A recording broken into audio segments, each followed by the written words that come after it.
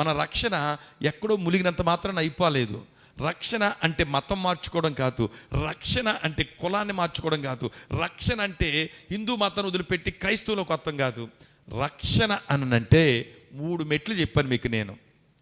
యేసుక్రీస్తు ప్రభులు వారు చేసినటువంటి ఆ యొక్క మూల్యమును చెల్లించినటువంటి ఆ మరణము, శిలువ యాగం ఏమైతే ఉందో దాని మీద నేను పాపినని గమనించి గ్రహించి నా పాపాన్ని ఒప్పుకుని ఆయన చేసినటువంటి త్యాగం మీద నేను విశ్వాసం ఉంచినప్పుడు, ఆ విశ్వాసం ద్వారా నేను బాప్తిసం పొందినప్పుడు నేను నా దేవుని చేత ఏమై ఉన్నాను? నేను నీతిమంతునిగా తీర్చబడుతున్నాను.